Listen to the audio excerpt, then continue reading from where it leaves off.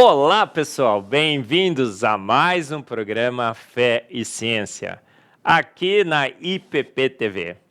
Esse programa que mostra que a nossa fé casa perfeitamente com a boa ciência, que o que cremos é referendado pelos mais recentes achados científicos, na química, na física, na cosmologia. Sem dúvida, a nossa fé, alicerçada na palavra de Deus, é corroborada pela ciência. E esse programa que defende essa tese, trazendo aqui cientistas, teólogos, filósofos, que mostram que a boa fé e a boa ciência sempre andaram, andam e sempre andarão juntas. Incrível, não é? Saber que aquela verdade absoluta descrita na palavra de Deus pode ser comprovada pela ciência. Os atributos invisíveis de Deus, o seu eterno poder e a sua divindade, vistos pela ciência, comprovados pela ciência e anunciados por cientistas, grandes cientistas, que temos trazido aqui no Fé e Ciência. E hoje não poderia ser diferente. Convidamos um químico, um administrador de empresas, um empresário, um mestre em engenharia ambiental, Daniel Trindade. Daniel, você está aí? Estou aqui, Marcos. Boa noite. Boa noite, pessoal. Tudo bem? Daniel, imenso privilégio recebê-lo aqui no Fé e Ciência. Prazer é todo meu, Marcos. Mais um químico, né, Daniel? Tem um ditado que diz assim: a evolução espera que você não saiba química. Porque quando você sabe química, você destrói os argumentos da evolução e você percebe claramente que um grande Deus fez o universo e fez a vida. É sua impressão também, a sua constatação também, Daniel, que a química talvez seja a melhor ciência para a gente investigar o universo e a vida e descobrir se foram processos naturais não guiados ou se um grande Deus fez todas as coisas prontas pelo poder da sua palavra? O que você acha, Daniel? Eu não tenho a menor sombra de dúvida. Com certeza a química, desde que eu comecei a me aprofundar nela, desde que eu comecei a realmente estudar a química, né, na sua mais pura essência ali, a gente vê que não tem outra explicação a não ser realmente sermos obra, né, de um grande Deus, né, um grande projetista, o maior químico de todos, né? Isso, sem sombra de dúvida, as próprias leis químicas, elas já comprovam isso e vai de acordo com o que a própria palavra diz também. Desde os átomos e moléculas, não é assim, Daniel? Você não ficou surpreendido quando você aprendeu na aula de química que os prótons ficam todos juntinhos no núcleo e não se repelem, porque tem uma força especial lá, tal de força forte, que os elétrons ficam orbitando os prótons e nunca colidem com os prótons, senão o universo ardendo se desfaria? Também não foi para você? Você não viu claramente nos átomos assinaturas do Criador? Sem dúvidas, Marcos. Eu acho que quanto mais a gente se aprofunda ali na química, né, e entende como as coisas elas interagem entre si, né, e o que elas formam, isso só evidencia cada vez mais a criação, né, a complexidade da vida, e essa complexidade ela vem acompanhada com uma beleza indescritível, né, de quando nós conseguimos compreender realmente essa complexidade. Você olha, é tão complexo que foi necessário uma mente incrivelmente brilhante para poder orquestrar e planejar tudo isso. E está tudo escrito ali na química. Daniel, outra molécula sensacional, extremamente simples, H2O, um oxigênio e dois hidrogênios. Ela foi extremamente bem planejada, seu ângulo, né, de 104 graus e 28 minutos, para ter 74 propriedades físico-químicas únicas que só a água tem. A água é um milagre. Quando eu aprendi, o professor foi ensinar a química para mim, né, Daniel, e começou a falar da água. Eu falei, gente, como é alguém pode duvidar de Deus quando vê um líquido desse? Essas também foi... Você ficou também completamente convencido de que há um Deus ao ver um líquido tão simples como a água, com essas propriedades magníficas? Eu costumo sempre falar, né, que quando nós convivemos demais com determinadas coisas, aquilo se torna muito comum e a gente não consegue interpretar realmente a beleza de algo que a gente vê normalmente. Por exemplo, uma árvore. A gente olha para uma árvore e vê tantas elas e aquilo é tão comum, né? E a água é da mesma forma. Quando você olha para a água, você fala, só mais um copo de água, só mais uma molécula, né? Mas quando você interpreta que aquilo é único, que aquilo tem propriedades extremamente específicas dela e que nós dependemos daquilo para a vida, é essencial e que até o nosso planeta ele consegue encontrar a própria molécula de água nos 3 estados, sólido, líquido e gasoso, isso é tudo muito maravilhoso. Daniel, olha, a gente começa sempre o nosso programa com a sessão em que o entrevistado fala um pouco de si mesmo. É um pouco, às vezes, desconfortável a gente falar sobre nós mesmos, mas é muito importante o pessoal conhecer quem é que está aqui, quem é o Daniel, como é que o Daniel desenvolveu essa fé, a fé em Deus, como ele é um químico e mesmo assim crê em Deus, né? Porque as pessoas ficam achando que cientista bom é cientista ateu, né, Daniel? Então a sessão agora é o Daniel pelo Daniel, Daniel Trindade pelo Daniel Trindade, esse químico, administrador, engenheiro ambiental, empresário. Daniel, conta um pouco da sua vida, como que você conheceu a Deus, a sua formação como químico, engenheiro ambiental, empresário. O Daniel pelo Daniel, como seria, Daniel? Então, eu tenho 27 anos, né? Já estou aí trabalhando na empresa, a empresa já tem aí cerca de 32 anos de mercado, nós fazemos reciclagem de resíduos químicos industriais e produção de produtos químicos. É uma área de se trabalhar muito gratificante pelo setor ambiental, né? Você vê as diferenças que esse trabalho ele causa realmente no meio ambiente. E eu acho que se eu tivesse que colocar uma paixão na minha vida, em primeiro lugar, é Deus. Deus, ele está no topo, ele está lá em cima. E isso vai de encontro direto com a minha história na ciência também, porque eu sempre amei todas as áreas da ciência. Só que a minha vida inteira me ensinaram e me fizeram uma falácia de que não tinha como você acreditar, né, em Deus e ao mesmo tempo estudar a ciência, e que a cada momento que você tem mais informações científicas, mais distante você fica de Deus. E aquilo nunca fez sentido para mim, porque na verdade eu vi uma maravilha muito grande na ciência, mas o tempo inteiro tinha uma força contrária que não deixava eu ir nessa direção de acreditar que é tão maravilhosa essa ciência que ela tem que ter sido, ela teve que ser criada mesmo. E aí juntou essas duas questões, né? Eu amava a Deus, amava todas as áreas da ciência, estudar e etc., mas falácias vinham o tempo inteiro para o meu lado de que não tem como você falar que ciência e Deus andam juntos. Até o dia que eu tive uma influência muito grande do meu pai, por isso que eu falo que, né, os pais eles têm uma influência muito, muito bacana sobre os filhos, né? E o meu pai foi uma dessas pessoas que o tempo inteiro estava comigo ali falando assim: meu filho, Deus criou todas as coisas. Deus orquestrou todas as coisas. E a própria ciência ela diz isso. Então era eu e meu pai contra metade do mundo, assim, né? Todo mundo falando contra a gente mesmo, e era eu e meu pai ali, ele me dando aquele incentivo.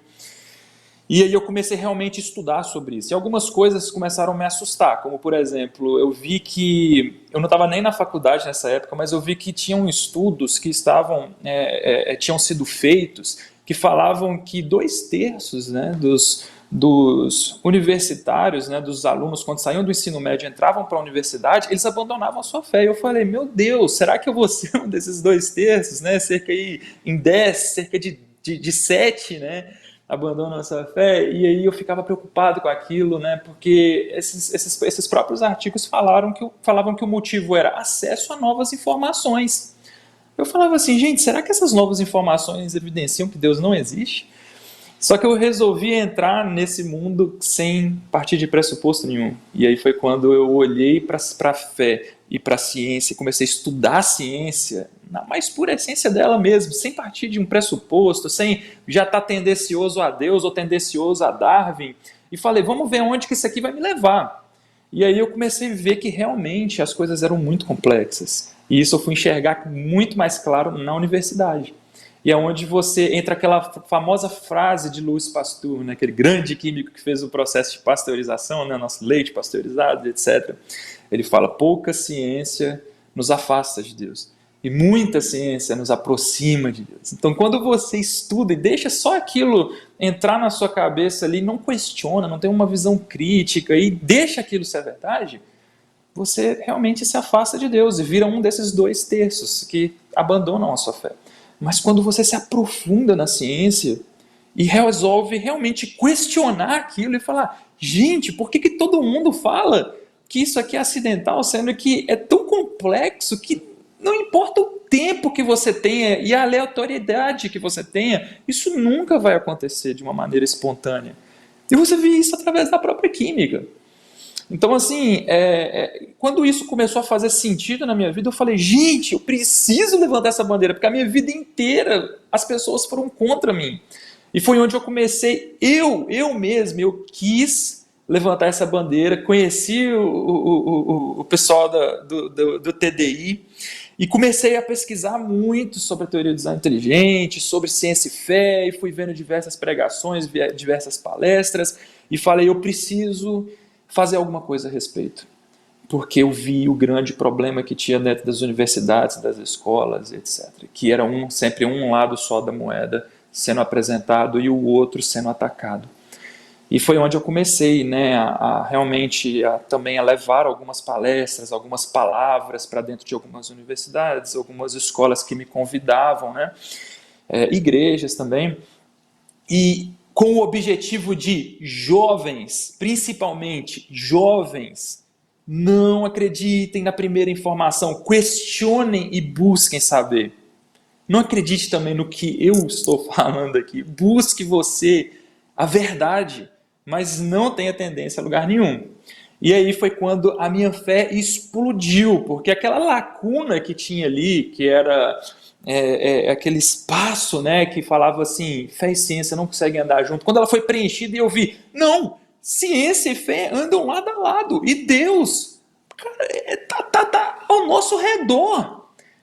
Todas as coisas que a gente olha ao nosso redor, quando você vai entender e compreender como elas funcionam, você não consegue ver uma alternativa a não ser uma criação. Alguém que colocou aquelas informações e deu um manual de instrução para aquilo ali e falou, olha, isso vai funcionar dessa forma, isso vai ter essa função, e é isso. E aí é quando a gente realmente vê aquela maravilha. E aí juntou a minha paixão pela ciência, a minha paixão por Deus, e aquilo se juntou de uma forma extraordinária e deu no que deu hoje, né? Que é a gente lutando para que outras pessoas consigam sentir o que a gente sente. Eu tenho certeza que você sente essa mesma coisa gritando dentro de você, né, Marcos? Que é um negócio inexplicável, né? Você precisa passar isso para as pessoas e que elas sintam essa mesma sensação que é maravilhosa, né? Uau, gente, já valeu a entrevista, hein, Daniel? Você realmente nos animou a todos. Essa chama que arde em mim, e arde agora também, percebo, né? Percebo agora que arde há muito tempo em você. Essa chama de propagar a verdade e não se conformar com esse mundo, com as falácias desse mundo. Gente, eu não falei, mas o Daniel, acho que é o mais novo palestrante oficial da Sociedade Brasileira do Design Inteligente, né, Daniel? Está preparando uma palestra para o nosso terceiro Congresso Brasileiro do Design Inteligente, 8 a 10 de julho, Copacabana, Rio de Janeiro, Hotel Hilton Palace, estaremos lá. O Daniel com uma palestra fantástica, vocês estejam lá. O mais novo palestrante oficial da Sociedade Brasileira do design inteligente. Tem sido um privilégio muito grande estar com você, Daniel. Mas, Daniel, nós combinamos aqui, né, que você falaria sobre esse tema magnífico. Já ouvi você uma ou duas vezes tocar nesse tema. Gostei demais. As asas das aves. Darwin ou Deus? Que coisa seria essa, Daniel? Asas das aves, Darwin ou Deus? Você, então, agora, vou te dar aí uns 30 minutos, mais ou menos, Daniel, para você falar sobre esse tema. O que as asas dos pássaros, das aves, dos morcegos, borboletas, pica-paus, teriam a ver com essa questão, se realmente fomos feitos prontos por Deus ou se evoluímos lenta, gradual e sucessivamente. Daniel, 30 minutos contigo, todos estão esperando para saber a resposta sobre as asas das aves. Excelente, Marcos. Primeiramente, né, esse é um tópico que eu gosto muito, é um assunto que eu gosto demais, porque eu gosto muito da parte de aviação. Eu sempre estudei muito, né, a questão da aviação, né? E um belo dia, né, pensando sobre alguns tópicos da ciência e fé, eu me deparei em pensar sobre a mecânica do voo das aves. Eu falei assim, como será que é, né? Será que tem alguma coisa que evidencia Deus ali também? E aí eu fui pesquisar, assim, comecei a estudar alguns artigos, algumas questões, para ver se nas aves e no voo delas realmente teria questões que evidenciavam Deus. E eu cheguei a algumas conclusões, né? E eu quero apresentar essas conclusões através dessa apresentação para vocês, né? Que eu quero fazer nessa noite. E tá lançado já os slides aí? Vamos lançar, Daniel. Sim. Olha aí. Excelente, perfeito. Então vamos lá então. Então, começando, né, passando aí para o primeiro slide, o corpo do pássaro é a primeira pergunta que eu queria fazer nessa noite. O corpo do pássaro, ele é preparado para o voo? Vamos descobrir? Para começar, né, pode passar o slide. Isso, para começar, os ossos dos pássaros, eles possuem algumas características bem específicas. O que eu quero que vocês foquem durante toda essa apresentação é o quão específicos são as questões das aves para que elas tenham uma função: conseguir voar e voar bem. Não é apenas só voar, né? Mas voar bem. Então a primeira questão ela precisa ser leve. E vamos começar pelos ossos. Os ossos das aves são diferentes dos nossos ossos, por exemplo. Eles são ossos que são chamados de ocos ou pneumáticos. Se vocês olharem na imagem, a foto que está à esquerda e na direita abaixo são os ossos das aves. Você pode ver que eles são ocos por dentro. Esse espaço oco ele é preenchido com bolsas de ar. E isso é muito importante para que diminua o peso específico da ave. Ela fique mais leve para conseguir alçar voo. O osso que vocês estão vendo ali na parte direita superior é um osso humano, por exemplo. Olha como ele é rígido e pesado. Se as aves elas tivessem ossos dessa forma, elas seriam muito pesadas e não conseguiriam ter força para voar, para sair do solo. E quando conseguissem sair do solo, o gasto energético para poder manter elas no ar com esse peso tão grande, simplesmente seria tão alto que elas praticamente ficariam muito tempo mais no solo do que no ar. E inviabilizaria completamente, por exemplo, as asas, né? Não teria aquele real significado, né, dela realmente voar. Então, esse já é uma característica incrível. Os ossos delas, em locais que precisam de mais resistência, onde elas sofrem mais choques e etc., foram formados nervos entre o osso. De forma, o que quer dizer esses nervos? Quer dizer que, basicamente, ele está dando resistência ao osso sem acrescentar tanto peso. Então, nos locais específicos, ali foi dado uma solda para ele ficar mais resistente, grudar melhor, ser mais resistente a impacto e, ao mesmo tempo, não aumentar tanto o peso da ave. Isso é uma evidência muito grande de um propósito, manter a ave leve. Passando para o próximo slide, Eu acho incrível isso. Nessa imagem, vocês podem ver aí, vamos começar pela direita, a chamada quilha ou carena, que é esse osso em azul nessa imagem da direita. Esse osso em azul ele tem uma função muito importante, muito específica, e só as aves têm esse osso. Na imagem de baixo é aquele osso que faz um T e ele é amarelo. A importância desse osso é fazer com que essa musculatura toda, que é responsável pelo bater das asas, fique entrelaçado e consiga fazer as angulações exatas para conseguir fazer o levantar da asa e o puxar da asa. Olha nesse GIF que interessante, nessa imagem animada, né? Olha só como é que o músculo ele passa fazendo um sistema de polia, onde ele faz o músculo ali de baixo, ele puxa a asa e o de cima ele empurra a asa e faz todo esse sistema funcionar de uma maneira tão perfeita. Você vê que aquilo ali precisava ser assim desde o começo. Não tinha como isso ir se desenvolvendo com o tempo. A ave precisava daquilo. Sem falar que o manual de instrução de como voar já estava nela também. Quem colocou esse manual de instrução? Como vai voar? Porque não é um processo fácil. Para nós humanos aprendermos a engenharia por trás, né, e da aeronáutica, né, e etc., é necessário anos e anos de estudo. A ave ela aprende a voar ali quando é bebezinha. Já está tudo ali inserido dentro dela. Passando para o próximo slide, também tem outras duas evidências magníficas, que são os sacos aéreos, começando por eles. Vamos pegar essa imagem de cima, onde vocês podem observar, né, que existem ali, dentro da ave, ligada aos pulmões dela, sacos aéreos. São esses saquinhos amarelos. As aves possuem cerca de 8 desses sacos. E eles têm uma função incrível. Quanto mais alto você está, menos oxigênio você tem no ar. Isso se chama, o ar ele passa a ser chamado, né, onde a gente fala que é o efeito que ele fica rarefeito, né, o ar está rarefeito.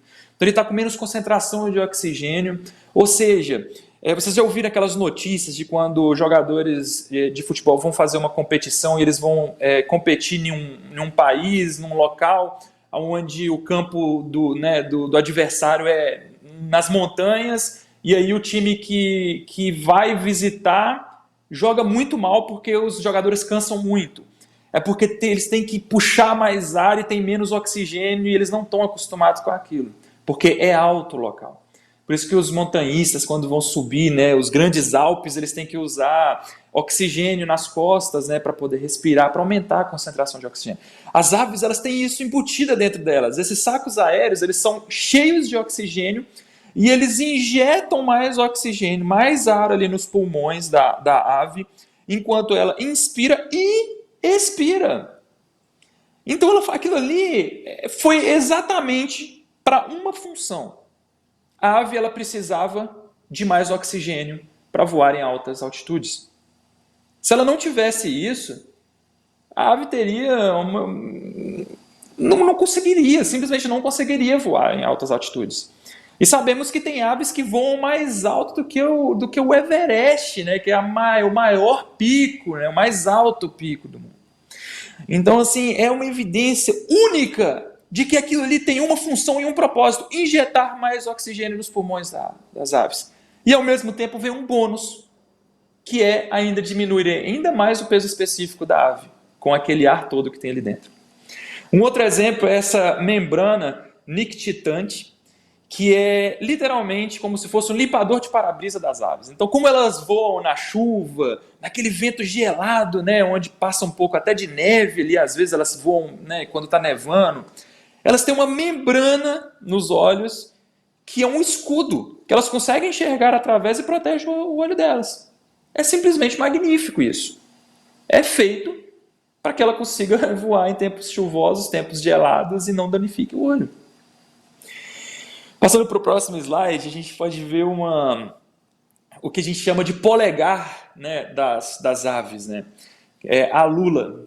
A lula é nessa imagem da esquerda, essa parte que está coloridinha com o número 3. É como se fosse literalmente um polegar da ave. Se vocês observarem nesse GIF, né, aí da águia, vocês podem ver que na hora que ela está vindo para pegar o peixe, abre lá uma pena mais alta lá na frente da asa dela. Aquilo lá é a lula.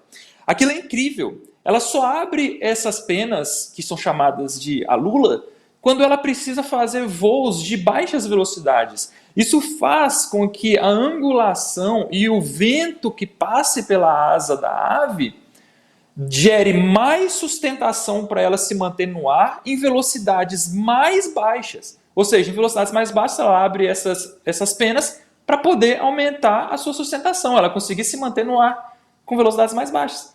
É tão inteligente isso que o próprio ser humano imitou as alulas nos aviões. Eles fizeram os flaps e os slats. Os slats são abertos na frente da asa do avião quando ele está vindo para pouso, por exemplo, que ele começa a ficar mais devagar, ele tende a cair mais, aí abre uma asinha na frente da asa do avião, assim, ela cai assim, e isso gera mais sustentação para o avião. É simplesmente magnífico, é uma bioinspiração. Passando para o próximo slide agora, que são os vórtices de ponta de asa. É muito legal isso. É muito legal. Vamos ver essa imagem animada aí?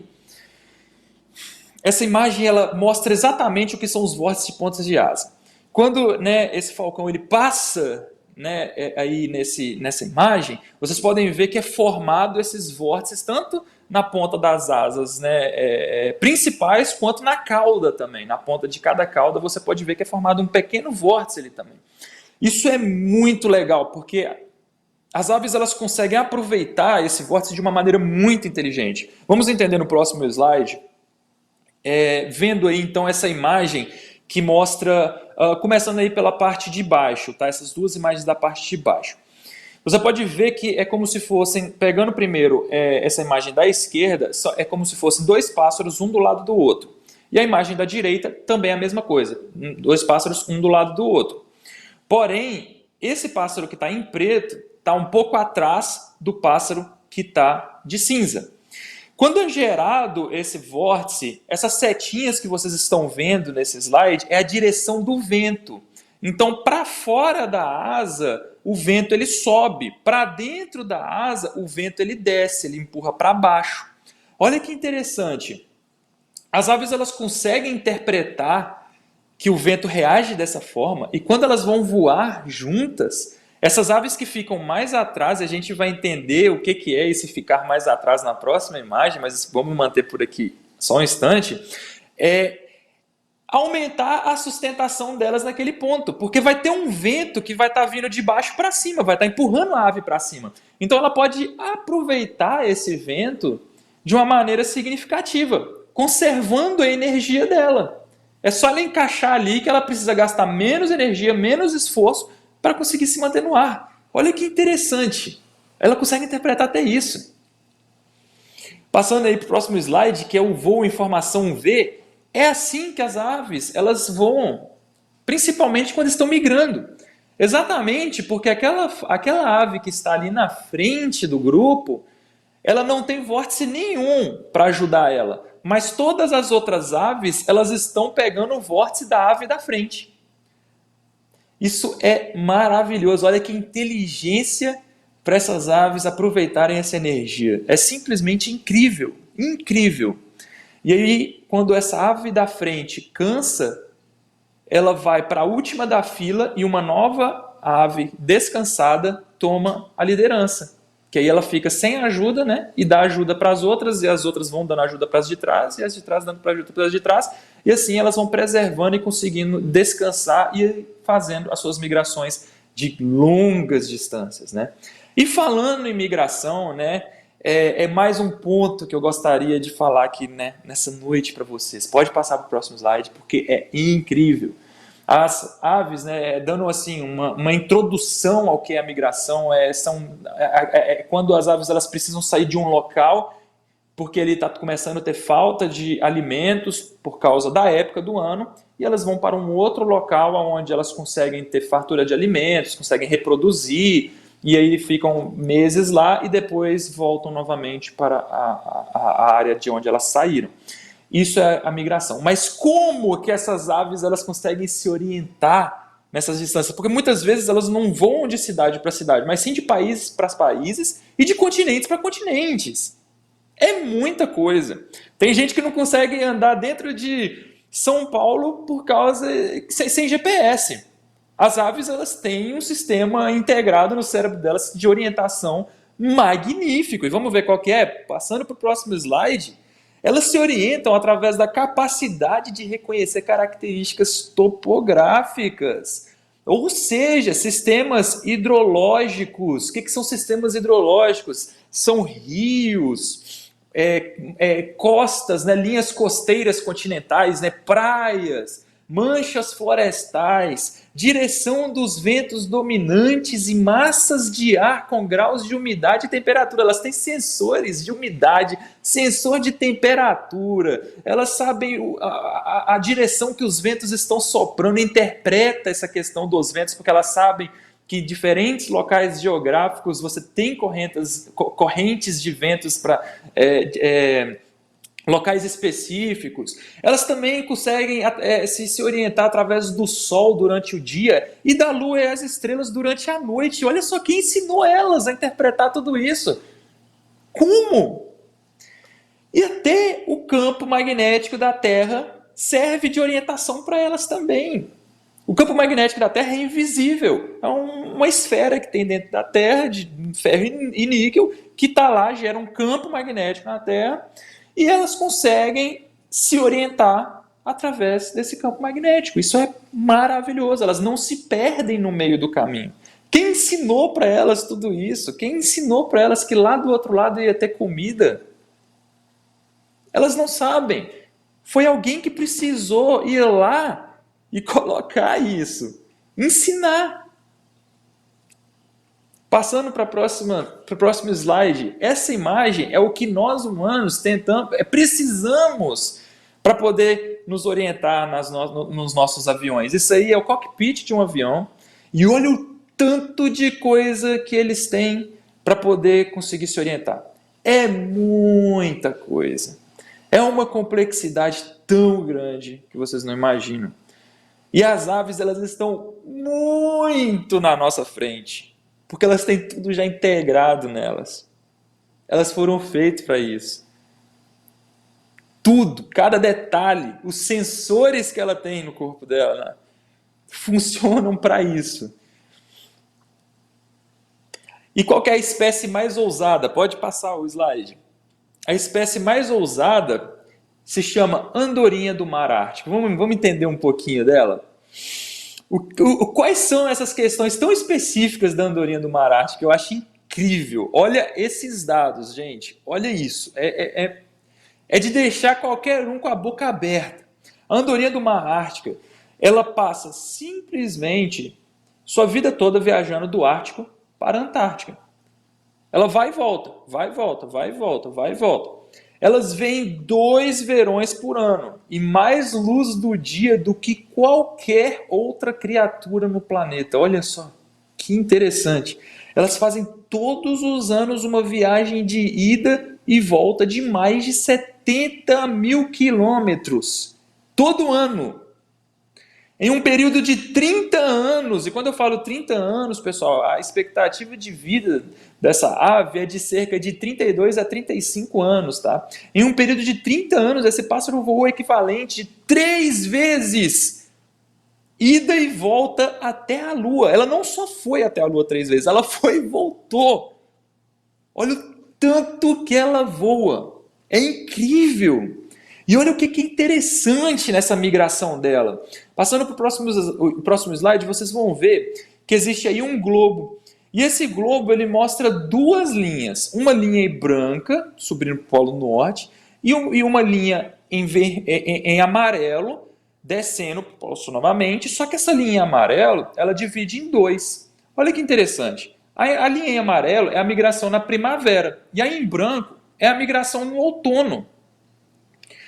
Por que, então, que quando elas estão migrando no outono, elas vão por essa linha branca, elas fazem esse caminho tão mais direto aí sobre o oceano, né?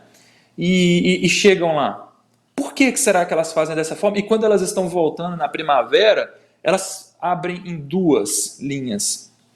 É simplesmente, gente, porque quando elas estão voltando na primavera, ou seja, indo lá para o Polo Sul, elas estão com filhotes. Elas foram lá para o norte, procriaram e têm os seus filhotes. E elas precisam vir pela costa para poder parar, descansar, alimentar os filhotes. Os filhotes estão aprendendo a voar, não tem tanta resistência ainda.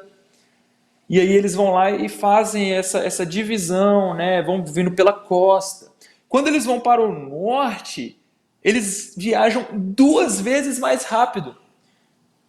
Porque os filhotes já cresceram, viraram adultos e já aprenderam a voar bem e já tem muito mais resistência. E aí eles fazem um caminho mais curto que é 2 vezes mais rápido.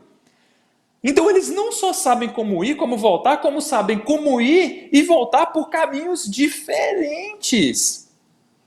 Olha que coisa grandiosa, que maravilha. É algo que você olha e você fala assim, não tem explicação para você falar que as aves elas possuem um corpo tão específico para que ela possa voar, para que ela possua órgãos para dar resistência para que ela consiga voar em altas altitudes, para diminuir o peso dela, que ela tem a inteligência, que foi Deus que chegou lá na cabecinha dela e implantou aquelas informações, falando assim, você vai ter que voar a tantos metros atrás da ave da frente, à direita dela, para você poder aproveitar o fluxo de ar ascendente que vai estar saindo do vórtice da asa dela, que assim vocês vão conseguir voar melhor, vocês vão conseguir voar mais distantes.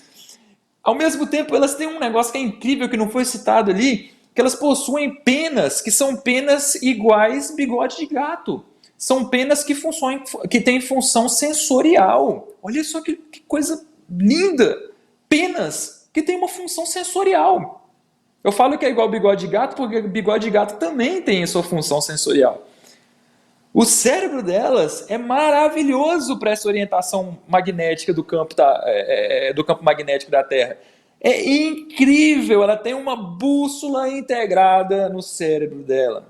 Ela não se perde, gente. Você não vê a ave perdida. Por isso que quando a gente não tinha tecnologia para mandar mensagem ainda, eram usados pombos correio. Eles sabem se orientar. Eles sabem para onde ir. Amarrava ali a mensagem no pezinho do pombo, o pombo sabia para onde ir. Eles não se perdem, olha que coisa magnífica. E coisas como essas, como os sacos aéreos, como a lula, que são questões específicas com uma função, um propósito, seja ela inserir mais oxigênio no pulmão para que a ave consiga voar, ou seja ela aumentar a sustentação da ave em voos de baixa velocidade, ela tem a função específica e precisava ser daquele jeito desde o início. Isso são evidências claras de que foi um projeto, de que Deus fez aquilo perfeito, para funcionar daquela forma, daquela maneira. E era essa mensagem que eu queria trazer para vocês poderem olhar agora para as aves que vão estar voando, passarinho, pardal, bem-te-vi, o próprio pombo. E quando você vê um voando assim perto de você, você olhar para eles com um olhar diferente e falar, nossa, realmente é incrível. Ela já sabe voar. O corpo dela é preparado, tem uma quilha aqui no meio, no peito dela, que faz a musculatura prender, e a musculatura ela passa e faz um sistema de polia que puxa e empurra a asa, e aquilo não tinha como aquilo ir se desenvolvendo, fosse o tempo que for. Não tinha como aquilo ir evoluindo, aleatório, e chegar à perfeição que é. Foi necessário que fosse daquela forma desde o início. Eu agradeço muito a oportunidade de poder ter passado essas informações para vocês, né, que para mim eu fico encantado, é algo incrível, e eu espero que de alguma forma também para vocês sejam mais uma evidência de que fomos criados, de que fomos planejados e de que um grande Deus, que é o Deus bíblico, fez todas essas coisas. Magnífico, Daniel. Daniel, que show, hein? A gente ficou aqui também emocionado, empolgado. Estamos atolados, abarrotados, afogados de evidências e as asas das aves. Então, Daniel, a resposta, Darwin ou Deus? Você já deu, mas Darwin ou Deus? Com certeza absoluta, sem sombra de dúvida nenhuma, Deus. Deus. Com certeza. Daniel, não sei se Darwin está ultrapassado já. Essa andorinha do Ártico tem também esse sistema, né? Mas eu falo no meu livro Antevidência, falo um pouco sobre as aves, não com a beleza, com o detalhamento magnífico que você apresentou hoje. Eu dou alguns detalhes de aves. E tem uma ave, não sei se a andorinha também faz isso, que voa por 8 meses sem parar, sem pousar, 8 meses. E como que se consegue ficar 8 meses voando sem dormir? Ela fecha um dos seus olhos e desliga metade do cérebro para dormir com metade do cérebro. Depois, ela pega e fecha o olho do outro lado e dorme com a outra metade do cérebro. Você conhecia esse detalhe das aves, Daniel? Marcos, sendo bem sincero, eu não conhecia, mas eu estou impressionado. Eu não sabia disso, Marcos. Sim, olha que coisa.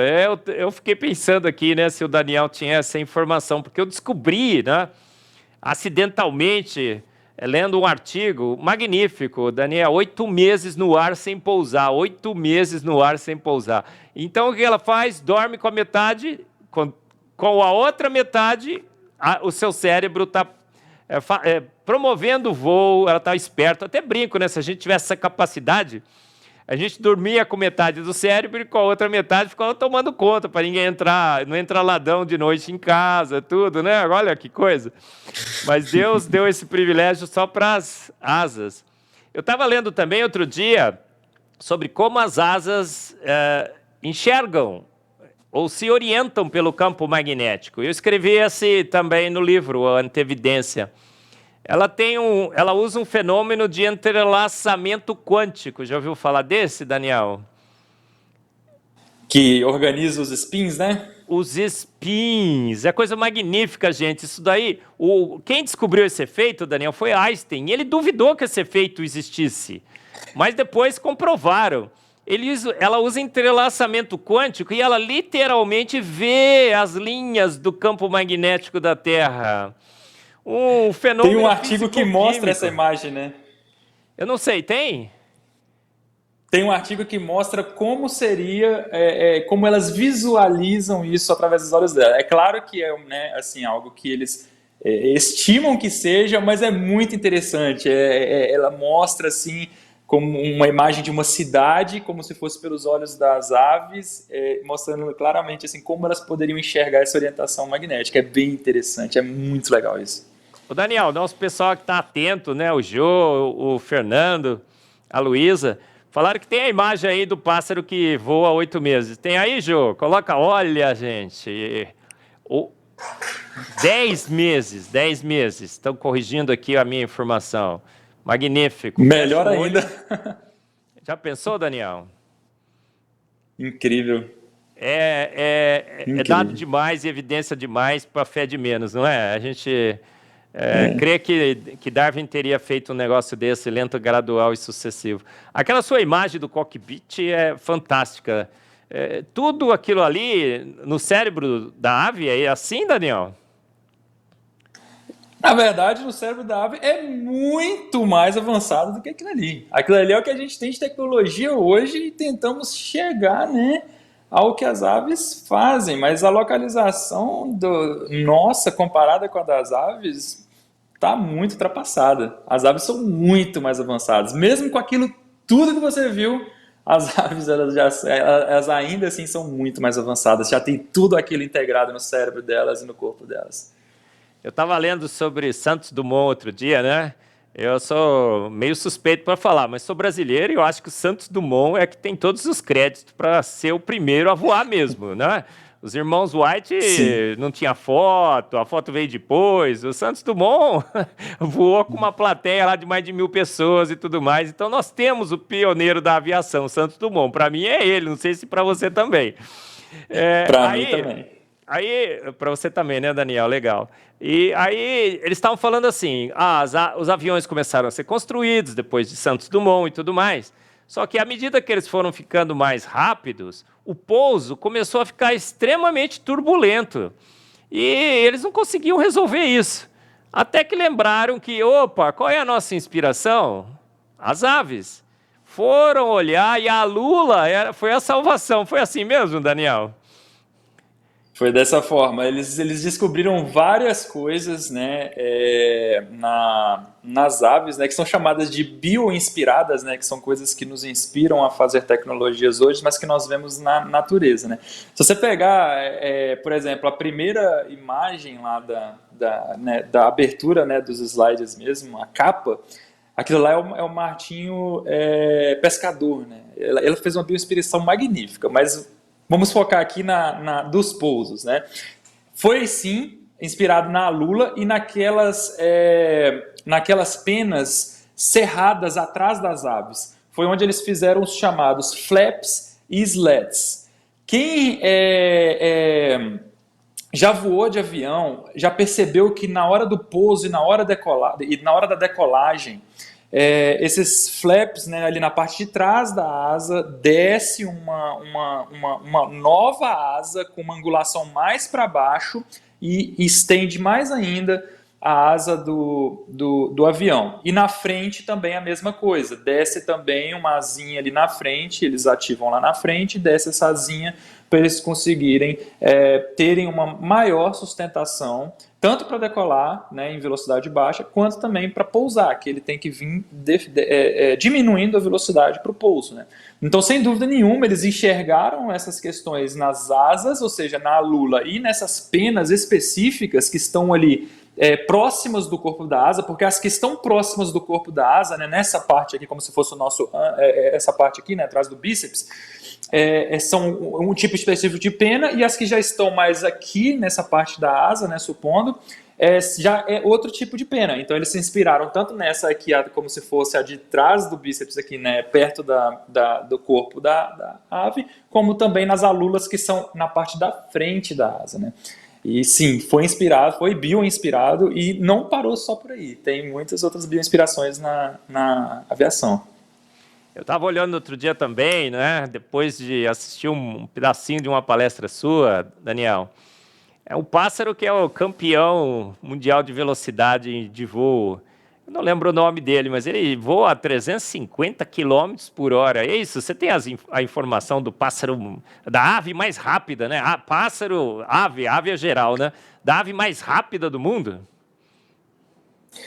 Da ave mais rápida do mundo, eu não sei Falcão qual que é, Peregrino. mas Eu acabei de lembrar aqui, quer dizer, eu lembrei nada. Foi o jogo que me 320 quilômetros por hora, 320. Olha só, Daniel. muito incrível, né? E o Marcos, assim, vou te falar um negócio incrível. A inteligência dela para poder conseguir chegar a essa velocidade, suportar essa velocidade, é magnífica. Porque você sabe o atrito que o ar causa sobre o corpo dela numa velocidade tão alta, né?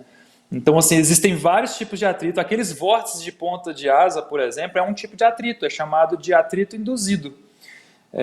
Arrasto induzido, que é chamado. E esse arrasto induzido, quanto maior a velocidade, menor ele é. No caso do Falcão, ele tem um arrasto muito grande, que é o arrasto de perfil mesmo, né? Um arrasto que vai de frente com ele.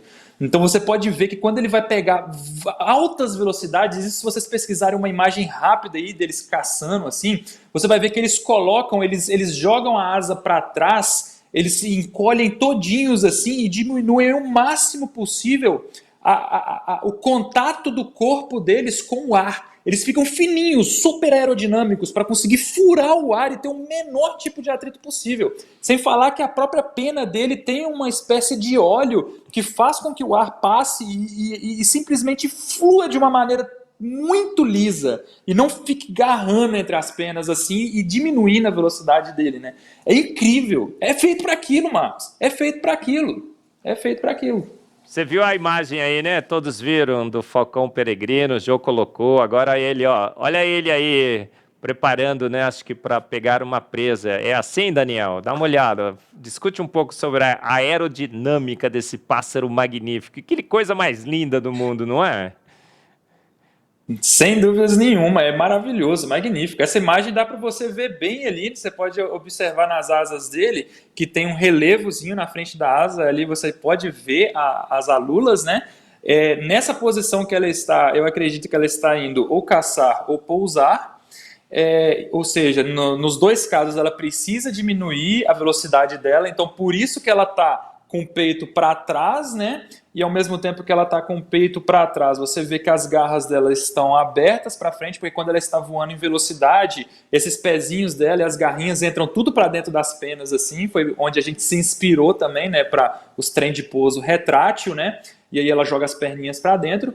E a angulação das asas dela está com um batom. Você pode ver que ela vai tentar bater a asa, meio que empurrando o ar para frente. Isso é para ela poder conseguir diminuir a velocidade dela, por isso que ela faz essa inclinação, joga as asas assim um pouco para cima, porque o próximo bater de asa é para diminuir a velocidade dela, vai empurrar o ar para frente, vai diminuir a velocidade dela.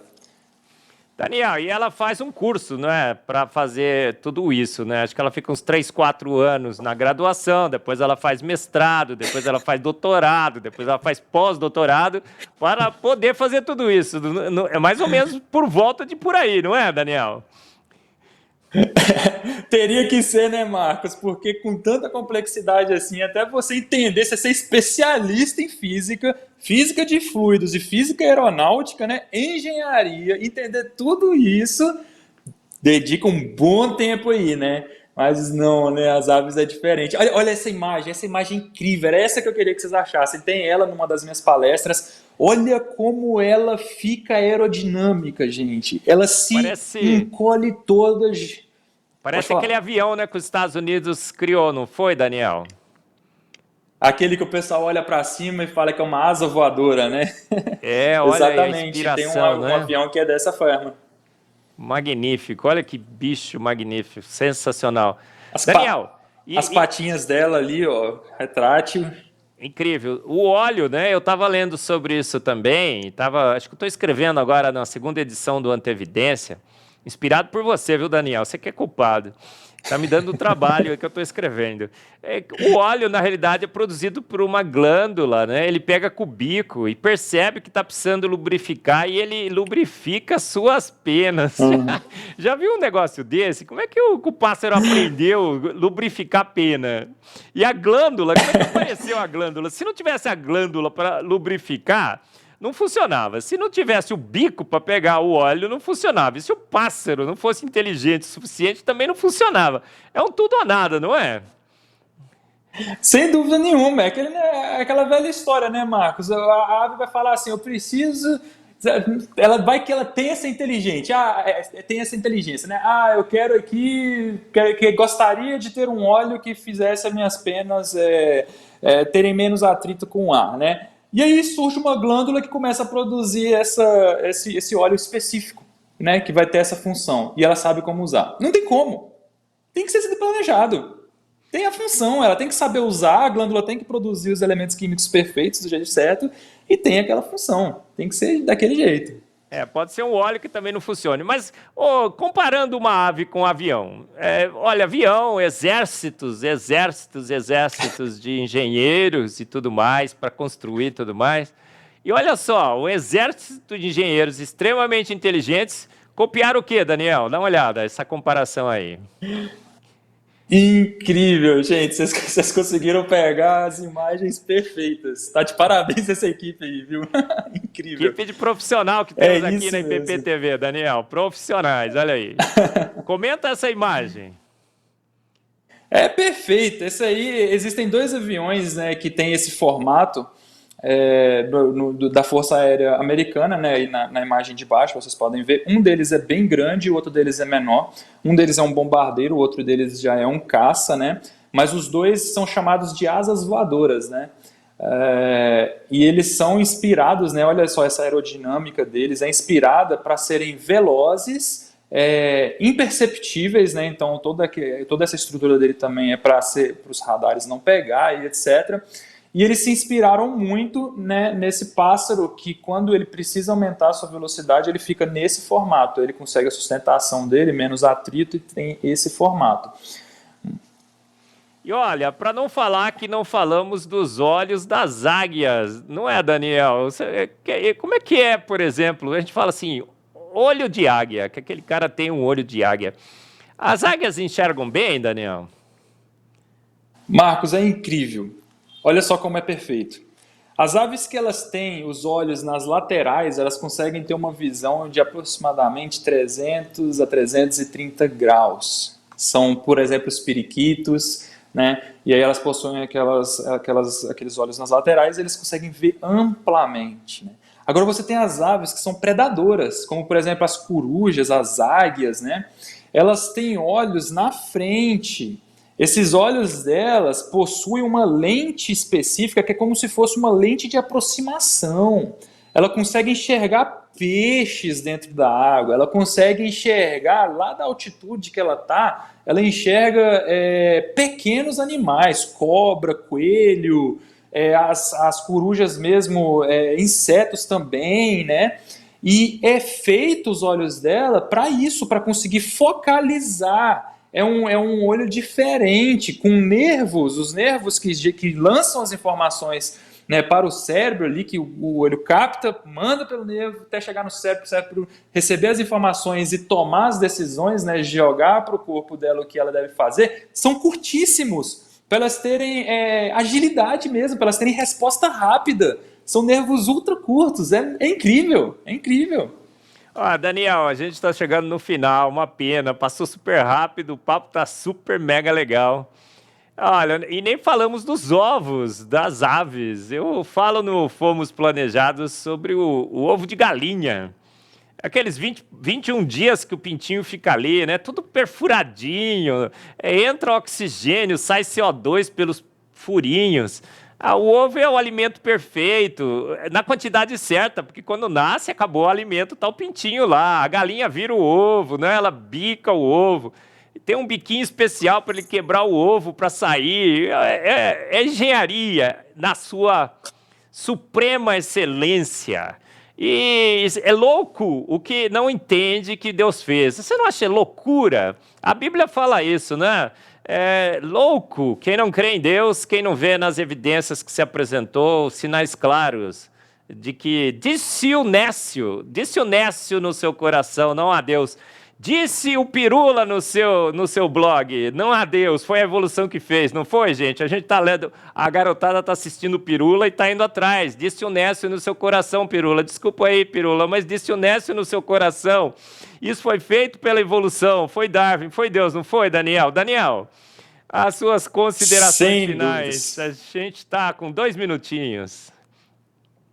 Sem dúvidas nenhuma, Marcos. Foi Deus, com D maiúsculo, Marcos. São evidências perfeitas da criação de Deus. A palavra já dizia. É maravilhoso, é perfeito. As evidências, elas estão ao nosso redor. Basta nós olharmos com um olhar crítico e vermos e entendermos.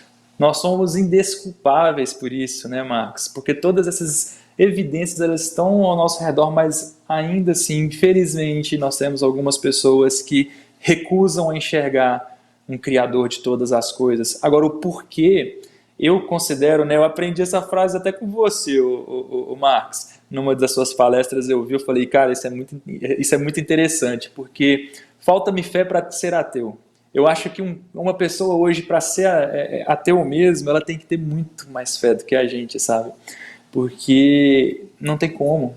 Quando você olha para as coisas com um ponto de vista de analisar aquilo realmente, você não consegue ver nada a não ser realmente Deus orquestrando, projetando tudo aquilo. É simplesmente maravilhoso, perfeito, e a partir do momento que nós entendemos que tudo isso funciona para que eu e você tenhamos vida, isso faz uma diferença gigantesca no nosso dia a dia. É simplesmente magnífico. Então, sem dúvida nenhuma, Marcos, a resposta é Deus. Daniel, extremamente feliz, agradecido a Deus, a você, por essa aula fantástica que você nos deu, mostrando a racionalidade plena da nossa fé em Deus. Daniel, muito obrigado. E você que nos acompanhou em mais um Fé e Ciência. Gostou, não gostou? Sensacional! Homens formados em química, engenharia ambiental, administração, empresários. E tem uma grande companhia de reciclagem. Mas homens que estão emocionados, estão extremamente motivados a mostrar através da ciência que um grande Deus fez todas as coisas e que nossa fé é plenamente racional, que fé e ciência, boa fé e boa ciência, sempre andam e andarão juntas. Então não perca todos os programas Fé e Ciência aqui na sua IPP-TV, acesse a nossa playlist, assista todos os anteriores e esteja com a gente nos próximos Fé e Ciência. Esperamos por todos vocês. Até o próximo Fé e Ciência.